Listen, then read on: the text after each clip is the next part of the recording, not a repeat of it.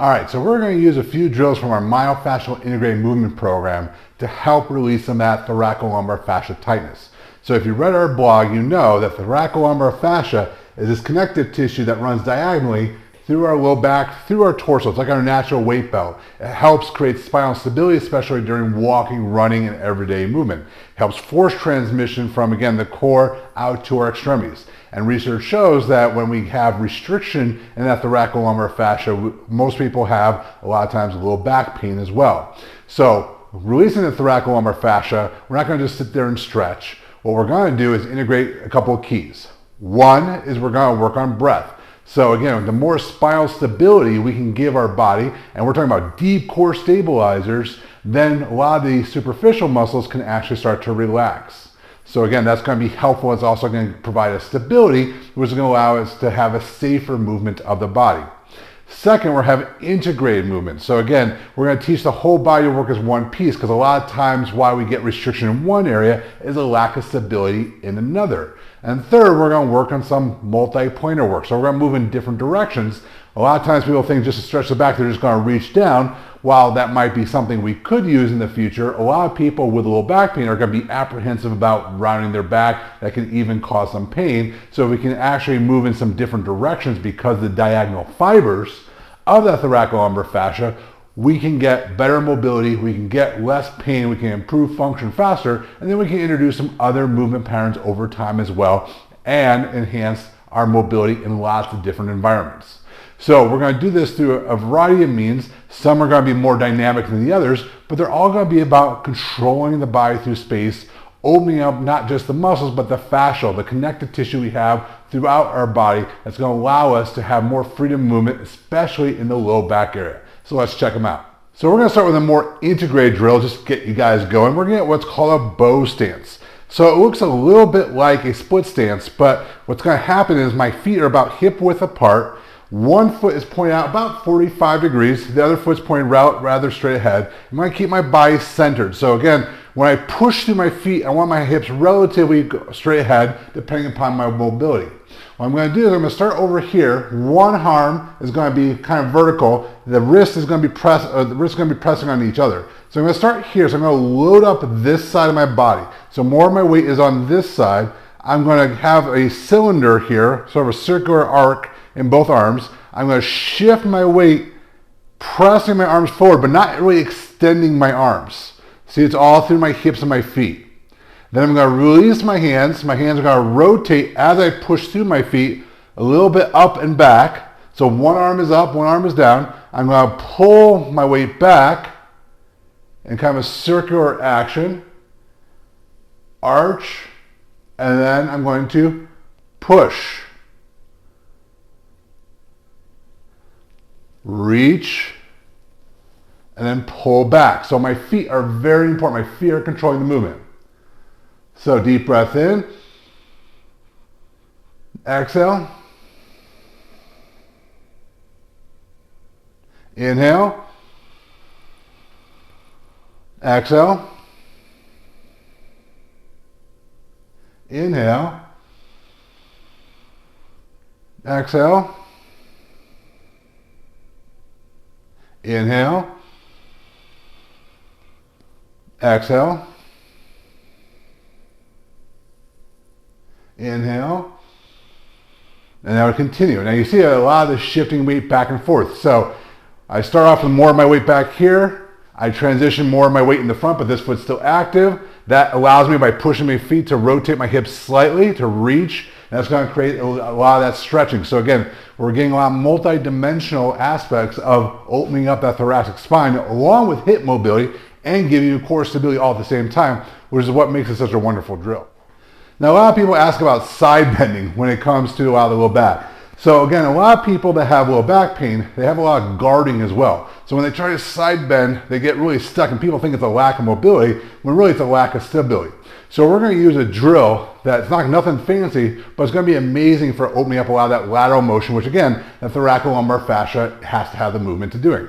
So we're going to have our feet about hip width apart, a little bit wider. We're going to sink into our feet so our knees are soft, but we're grabbing the ground with our feet, and that's going to relax my low back. I'm going to cup my hands together so I have a little rounding. I'm going to take a deep breath in as my arms raise up my body. When I get about to my sternum, I'm going to turn my hands, continue to breathe in, and reach up to the sky and look up. Now I'm going to hold my breath briefly, look at you guys. Now I'm going to exhale, and I'm going to pull to one side. Now, once I feel like a hit in range, let's say you hit right here, I'm going to take another deep breath in. Then I'm going to exhale. See if I get increased range, gently pulling one arm over. Then as I come up, I'm going to breathe in by pushing my feet. And then exhale down.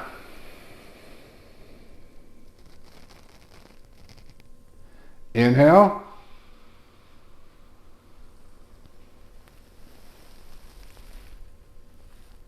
Exhale.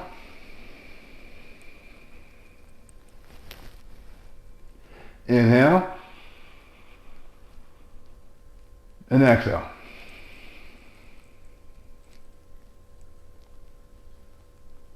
Push my feet, inhale. Exhale.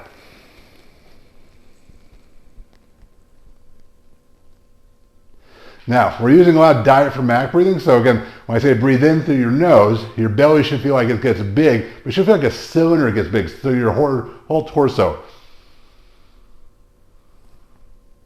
So initially you might feel just your belly, but eventually you're going to feel like it's expanding in your low back as well.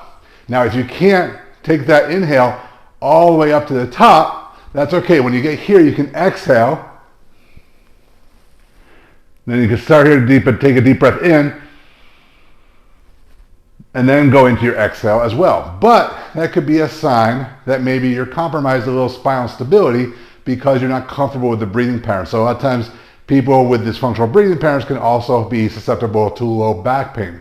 So again, we're getting a lot of things that look like in simple drills out of these exercises. So again, it's not just going through the movements, it's being very intentional about how you're integrating your whole body, your breath, and the movement all at once. Now, a lot of people, they want to do these dramatic stretches when it comes to the low back. They think they lack spinal mobility when they see people not moving well with their low back pain. But like I just said, that's a lot to do with guarding. And people, when they have a lot of instability, they're going to do a lot of guarding.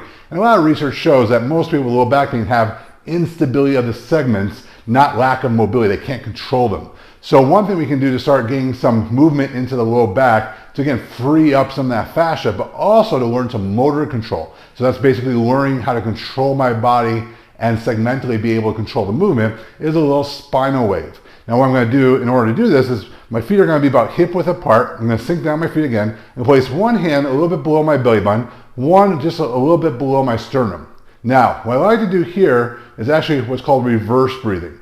So before we did the diaphragmatic breathing where I breathe out, or I breathe in and my tummy goes out, and then I breathe in and my tummy comes in. For a lot of people, that's where they need to start. But for this drill, it's helpful if I do reverse breathing, which is when I breathe in, I feel like the air is coming up, my tummy comes in, and then it comes like a circular action out. In, and then out. So you start to see it creates almost like a little wave with my spine. So if I breathe in, breathe out. Breathe in, out.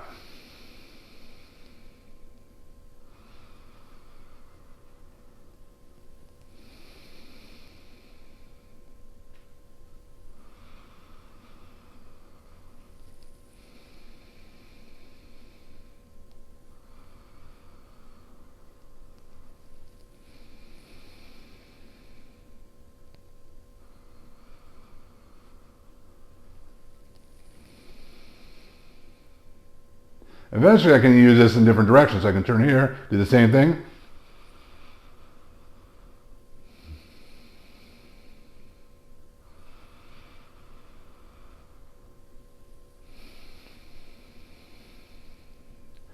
So again, I could do the other side as well, but I'm not trying to use muscular effort. I'm actually trying to use the breath coming into my body to create that little wave. You can start simply just starting by your lower part of your abdominal wall, a little bit over your belly button, and just sort of practice that breathing in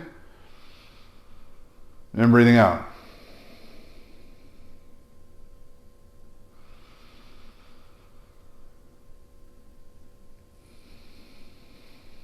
and then it starts to get a little bit of a wave. So when you breathe in, you almost feel like the air is entering right from the bottom of your body up and through. So again, you're going to get that pelvic floor, the diaphragm active, and that's going to create this circular action of the body.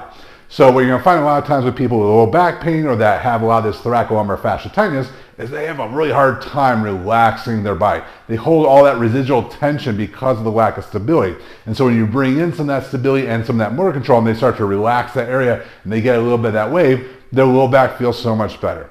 So try these three strategies. Learn more in our Myofascial Integrated Movement program at dvrtfitness.com.